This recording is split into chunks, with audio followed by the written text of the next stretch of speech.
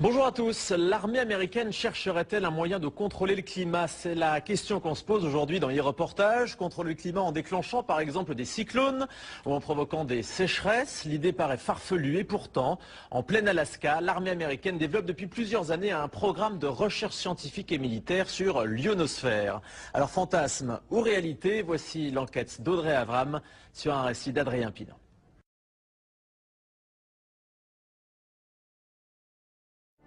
Et si un jour nous pouvions contrôler le climat? Nous sommes en Alaska, au milieu des glaces.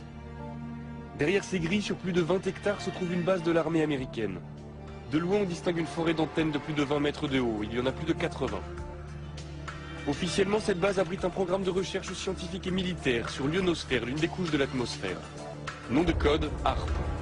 Un nom qui suscite de nombreuses rumeurs et interrogations depuis des années. On pense généralement que les Américains y étudient le contrôle des communications, voire des phénomènes climatiques. Nick Begich est chercheur. Cela fait 15 ans qu'il tente d'en savoir plus sur les expériences menées au cœur de l'Alaska. Après plusieurs années d'enquête, il est arrivé à rentrer en contact avec l'un des concepteurs du projet HAARP, le physicien Bernard Island, qui veut lui donner accès à des données confidentielles. Ce qui est apparu à la lecture de ces brevets concernait des recherches pour manipuler le climat, des manipulations climatiques, voire même des manipulations de l'environnement de manière très particulière, tout ça pour des applications militaires. Manipuler le climat, cela paraît impensable. Mais être capable d'envoyer un cyclone ou une sécheresse chez ses ennemis, cela ressemble à l'arme absolue. Les Américains essaient-ils vraiment de contrôler les phénomènes climatiques? C'est ce que croit Luc Mampey, chercheur pour le groupe de recherche et d'information sur la paix et la sécurité. Je fais référence notamment à un rapport publié par l'US Air Force vers la fin des années 90 et qui s'appelait Air Force 2025, où très clairement l'US Air Force évoque là toutes les recherches qui devraient être faites à des fins militaires de manière à pouvoir avoir un certain impact sur les phénomènes météorologiques, de manière à pouvoir faciliter les opérations militaires amis et rendre plus compliquées les opérations militaires d'ennemis. Les Américains travailleraient sur la maîtrise du climat depuis les années 60. Il y a des premiers essais qui ont été faits au moment de la guerre du Vietnam, où là, effectivement, on a, par des procédés physico-chimiques, essayé de provoquer des intempéries, des averses extrêmement fortes. En 1967, en pleine guerre du Vietnam, les Américains se livrent à une expérience étonnante. Ils déversent une substance chimique au-dessus des nuages. Le but, faire en sorte que les pluies torrentielles de la mousson se propagent au Nord-Vietnam jusqu'aux bases de leurs adversaires. Le plus étonnant, c'est que cela a marché. Alors HAARP pourrait-il être la suite de ces premiers essais? Ce qui concerne les modifications environnementales et climatiques, c'est un enjeu militaire aux États-Unis depuis certainement 50 ans. Et cela implique des technologies, des procédés, des techniques très proches de ce qui est mis aujourd'hui en œuvre dans le cadre du programme HAARP. HAARP suscite l'inquiétude, au point qu'en 1997, le Parlement européen met sur pied une commission d'enquête sur la possibilité de manipuler le climat à des fins militaires. Très vite, les parlementaires font des découvertes alarmantes. Ils apprennent par exemple le HAARP émet un rayon qui chauffe et qui perturbe l'ionosphère, une couche de l'atmosphère chargée de nous protéger des rayonnements solaires. Ernest Gelscher, député européen, a participé à cette commission. Ce genre de projet, de planter des antennes et d'envoyer un signal dans l'ionosphère, tout d'abord, c'est fait par les militaires.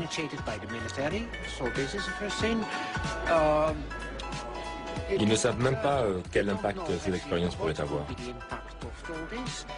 Je pense que derrière tout ça, il y a des objectifs militaires qui pourraient être un peu plus ambitieux, un peu plus vastes que ceux qu'ils veulent bien admettre en public.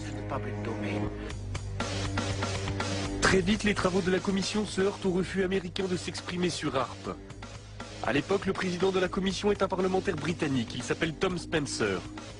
Convaincu du danger que le projet pourrait représenter, il essaie d'obtenir des précisions de la part des responsables américains, mais sans succès.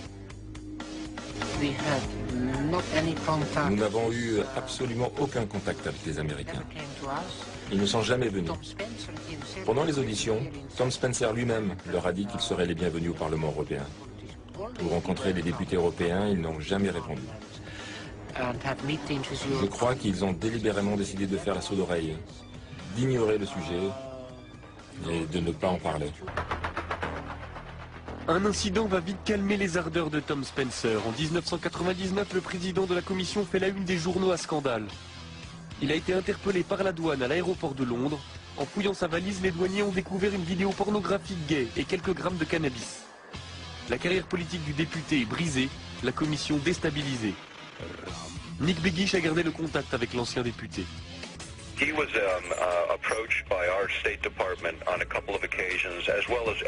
Il a été approché par les autorités américaines plusieurs fois, comme tous les membres du comité.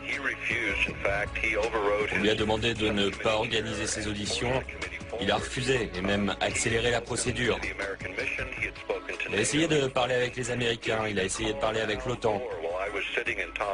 Un jour, il a même appelé Al Gore devant moi. Ils étaient amis depuis des années et Al Gore a refusé de le prendre au téléphone de la Maison Blanche. Il était vice-président à l'époque. Ce qui s'est passé, c'est que tout le monde a dit à Spencer de rester en dehors de tout ça et il ne l'a pas fait. C'est regrettable car nous avons perdu un champion sur ce problème. Après la mise sur la touche de Tom Spencer, les investigations de la commission d'enquête cessent.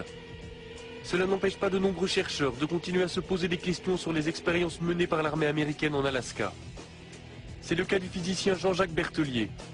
Son laboratoire est en contact direct avec Demeter, un satellite doté de nombreux instruments de mesure qui passe régulièrement au-dessus de la base américaine.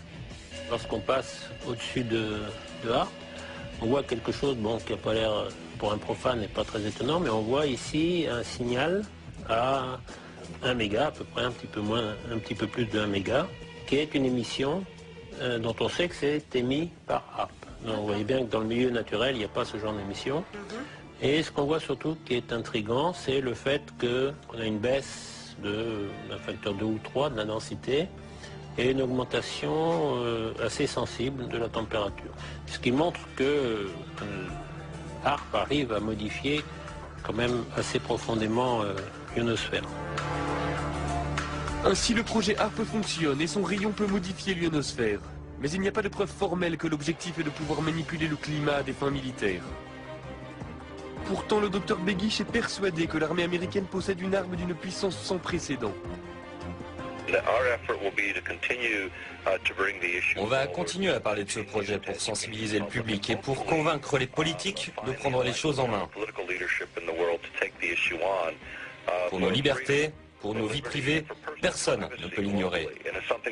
HARP, c'est l'une des pièces d'un puzzle très complexe. Le silence de l'armée américaine alimente les peurs et les fantasmes. Personne ne sait si les militaires essaient effectivement de contrôler les phénomènes météorologiques. Mais il est certain que les expériences qui sont menées dans les neiges de l'Alaska perturbent le ciel au-dessus de nos têtes. Des expériences dont nous ne connaîtrons les conséquences que dans quelques années.